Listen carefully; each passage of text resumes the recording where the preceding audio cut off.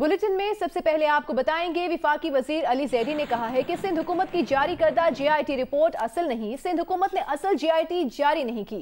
असल रिपोर्ट में सियासी ताल्लुकात का जिक्र और फरियाल तालपुर, अब्दुल कादिर पटेल, शर्जील मेमन, यूसुफ बलोच, जुल्फिकार मिर्जा और मुराई का नाम है। उन्होंने कहा कि असल रिपोर्ट में साफ लिखा है कि जुल्फिकार मिर्जा के पार्टी छोड़ने के बाद शर्जील मेमन और उवैस मुजफ्फर टप्पी इन लोगों के काम कराते थे।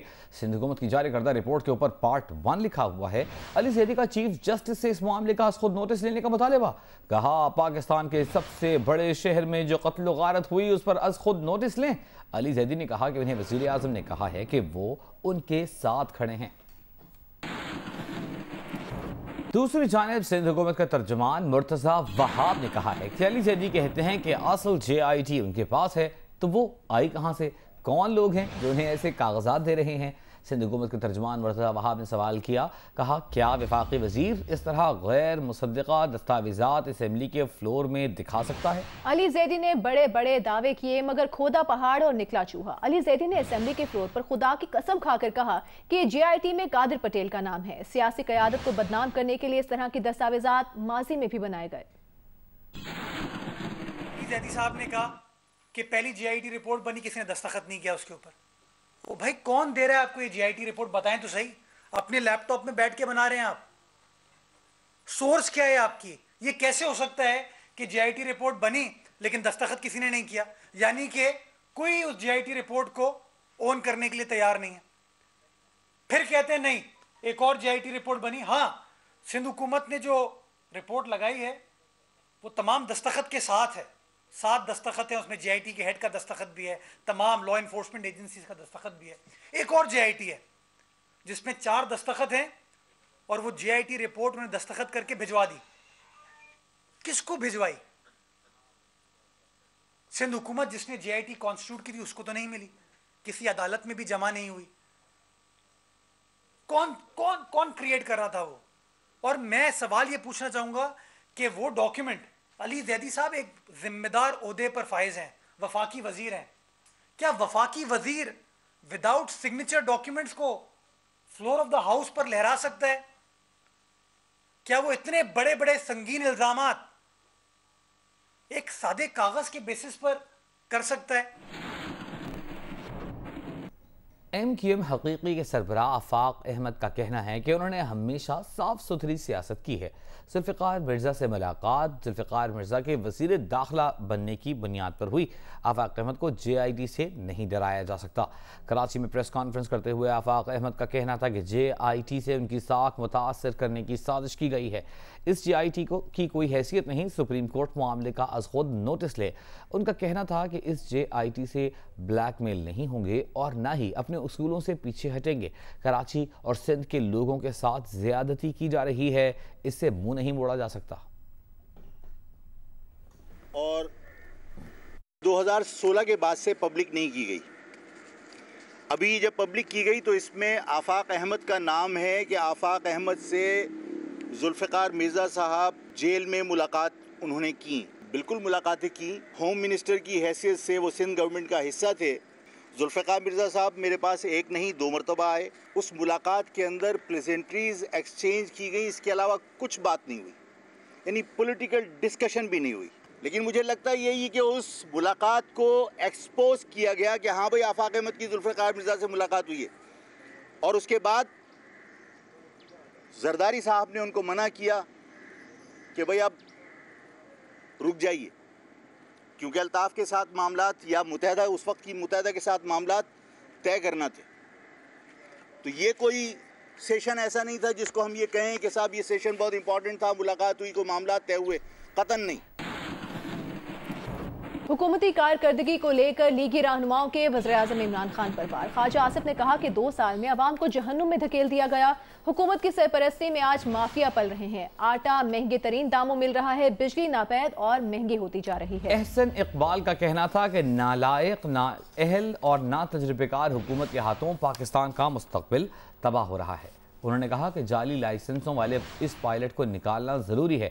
वैस लगारी ने मुतालबा किया कि सस्ते मनसूबों से पैदावार की बजाय फर्नेस ऑयल पर महंगी बिजली पैदा करने की तहकीकात की जाएँ। तो रद्द-ए-अमल आया। तहरीक इंसाफ के रहनुमा उस्मान डार ने नून लीग रहनुमा ख्वाजा आसिफ पर जवाबी तीर चला दिए। कहा, गैर मुल्की कंपनी का बेरोजगार मजदूर दिहाड़ी की तलाश में है। जब से दुबई की कंपनी छोड़ी ख्वाजा साहब घबराए घबराए फिरते हैं। कहा, आजकल उनका सारा गुजर बसर इमरान खान और हुकूमत पर तनकीद से हो रहा है। उस्मान डार का यह भी कहना था कि नैब में पेशियां भुगतने वाले हमें हुकूमत चलाने के तरीके मत बताएं। माफिया की सरपरस्ती करनी होती तो सबसे पहला मुकमुका आपसे होता। किसी अस्पताल में एक भी वेंटिलेटर का ना होना आपकी नाअहली के लिए काफी है। सियालकोट की आवाम जानना चाहते हैं कि वोटों के बदले आपने उन्हें क्या दिया।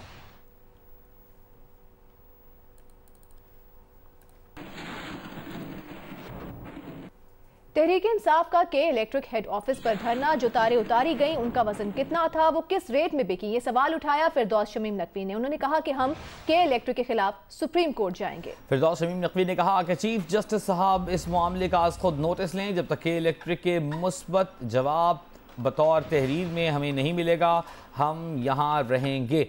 उन्होंने कहा कि हम एक हफ्ते से कह रहे हैं कि वादे अवाम के सामने करें।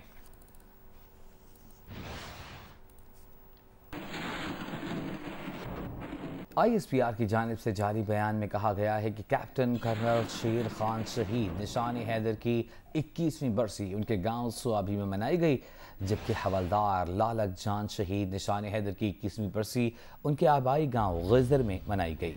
शोहदा की कब्रों पर फूल चढ़ाए गए और जबरदस्त खिराज तहसीन पेश किया गया। ISPR के मुताबिक आर्मी चीफ की तरफ से मेजर जनरल एहसान महमूद ने लालक जान शहीद की कब्र पर फूलों की चादर चढ़ाई।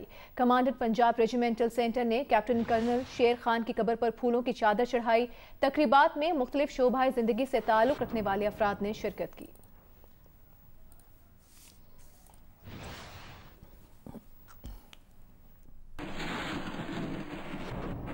लाहौर हाई कोर्ट ने जंग ग्रुप और जियो के editor in chief Mir Shakeel उर रहमान की दरखास्त जमानत पर समाअत कल तक मुलतवी कर दी है।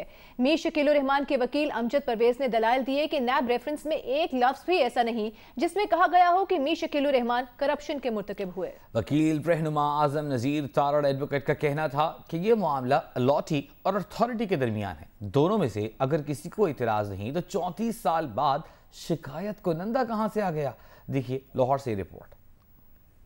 लाहौर हाईकोर्ट के जस्टिस सरदार अहमद नईम की सरबराही में 2 रुकनी बेंच ने मीर शकील उर रहमान की दरख्वास्त जमानत पर समाअत की, जो 1 घंटा तक जारी रही। फाजिल बेंच के दूसरे रुकन जस्टिस फारूक हैदर हैं। मीर शकील उर रहमान के वकील अमजद परवेज ने दलाल देते हुए कहा कि मीर शकील उर रहमान के खिलाफ दायर रेफरेंस में एक लफ्ज भी ऐसा नहीं जो साबित करता हो कि मीर शकील उर रहमान करप्शन के मुर्तकिब हुए हैं, जबकि रेफरेंस में अराजी की अलाटमेंट के वक्त के वजीर आला पंजाब नवाज शरीफ, DG LDA और डायरेक्टर लैंड पर भी इख्तियारत के गलत इस्तेमाल का इल्जाम लगाया गया, लेकिन इन शख्सियात के ना वारंट गिरफ्तारी जारी हुए और ना ही इन्हें गिरफ्तार किया गया। मीर शकील उर रहमान को गिरफ्तार करके इम्तियाजी सलूक किया जा रहा है। मीर शकील उर रहमान के पास कभी कोई सरकारी ओहदा नहीं रहा, ना ही कोई ऐसा सबूत है कि उन्होंने कभी किसी पब्लिक ऑफिस होल्डर से कोई जाती फायदा हासिल किया हो। अमजद परवेज एडवोकेट ने कहा कि अगर मुबैना इल्जाम में 2 कवानीन का इतलाक हो तो सरकार को यह इख्तियार नहीं दिया जा सकता कि वो अपनी मर्जी का कानून लागू करे, बल्कि कम सजा वाले कानून का इतलाक होगा। उन्होंने अपने दलाइल में इख्तियार से तजावुज से मुतल्लिक मुख्तलिफ अदालती फैसलों के हवाले भी दिए और कहा कि इन फैसलों की रोशनी में यह साबित हो चुका है कि इख्तियार से तजावुज का मामला करप्शन की मद में नहीं आता। Chairman executive committee Pakistan bar council Azam Nazir Tarar ने अदालत को बताया कि वो बार कौंसिल की दरख्वास्त पर इस केस में पेश हुए हैं। पूरे मुल्क से सहाफी तंजीमों के ओहदेदार भी इस केस के लिए आए हैं। वो जानते हैं कि अदालतें बुनियादी इंसानी हकूक की अलमबरदार हैं और उनका तहफ़्फ़ुज़ करती हैं। वो मीर शकील उर रहमान की गिरफ्तारी के खिलाफ अपना मौक़िफ़ बयान करने आए हैं। ये मामला अलाटी और अथॉरिटी के दरमियान है। इस 34 साल पुराने मामले में शिकायत कुनंदा कहां से आ गया। अदालत मीर शकील उर रहमान की जल्दबाजी में गिरफ्तारी और रेफरेंस दायर करने का नोटिस ले। सुप्रीम कोर्ट बार के सदर सैयद कल्बी हसन ने कहा कि LD ने अपने एग्जम्पशन कवानीन के तहत 1/3 प्लॉट दिए। इसमें मीर शकील उर रहमान का कसूर कैसे बनता है। अभी वकला के दलाइल जारी थे कि अदालत ने मजीद समाअत 1 रोज के लिए मुलतवी कर दी। Vice chairman Sindh bar council और चेयरमैन एग्जीक्यूटिव कमेटी का मुश्तरका बयान सामने आया है। कहते हैं कि मीर शकील उर रहमान की गिरफ्तारी बदनीयती पर मबनी है। हैदर इमाम रिजवी का कहना था कि मीर शकील उर रहमान को गिरफ्तार करने के इक़दामात से मीडिया को दबाव में लाना काबिल मज़म्मत है। मीर शकील रहमान की 34 साल पुराने मुकदमे में गिरफ्तारी गैर मुनसिफाना है। नैब और पैमरा के इक़दाम आज़ादी इजहार के खिलाफ हैं। प्रेस की आज़ादी और मालूमात तक रसाई का हक आईन पाकिस्तान देता है। हैदर इमाम रिजवी का यह भी कहना था कि नैब की मीर शकील रहमान की गिरफ्तारी इख्तियारात का नाजायज इस्तेमाल है। माजी में भी मीडिया को दबाव में लाने के लिए इकदाम किए गए। आज़ादी इजहार राय से मुतालिक रिपोर्ट में पाकिस्तान का 139वां नंबर है। पैमरा की जानिब से चैनल 24 के लाइसेंस की मुअत्तली की भी मजम्मत करते हैं। बगैर मौक़िफ़ सुने लाइसेंस मुअत्तल करना कानून के खिलाफ वर्जी है।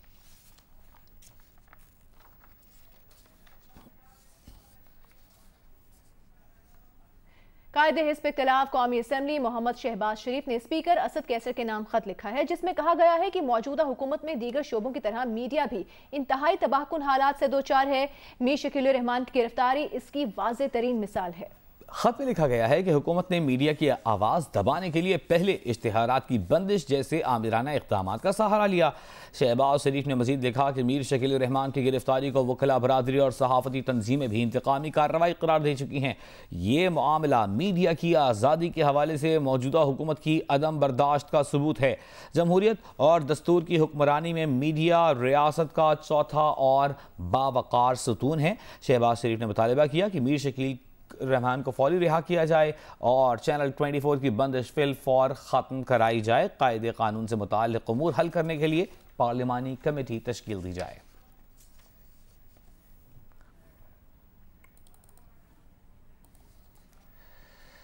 और मुल्क भर में आज़ादी इजहार के हवाले से तशवीश बढ़ती जा रही है। वज़ीर आला सिंध मुराद अली शाह ने वफाकी हुकूमत को ख़त लिखा है, जिसमें मौक़िफ़ इख्तियार किया गया है कि इत्तलाआत तक रसाई और इजहार राय की आज़ादी की ज़मानत आईन पाकिस्तान देता है। मुल्क को दरपेश मसाइल की निशानदेही में मीडिया का किरदार निहायत अहम है।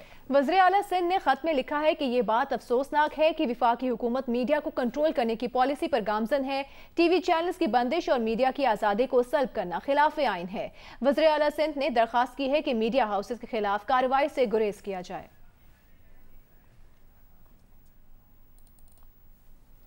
मुत्तहिदा कौमी मूवमेंट के कन्वीनर खालिद मकबूल सिद्दीकी ने वफाकी हुकूमत को खत लिखा है, जिसमें मौक़िफ़ इख्तियार किया गया है कि आज़ाद और जिम्मेदार मीडिया मुआशरे और जमहूरी निज़ाम के लिए ज़रूरी है। चैनल 24 को बंद करने का वाक़या तशवीशनाक है। हम समझते हैं कि इस अहम मसले पर वज़ीर आज़म को फौरी तवज्जो देने की ज़रूरत है।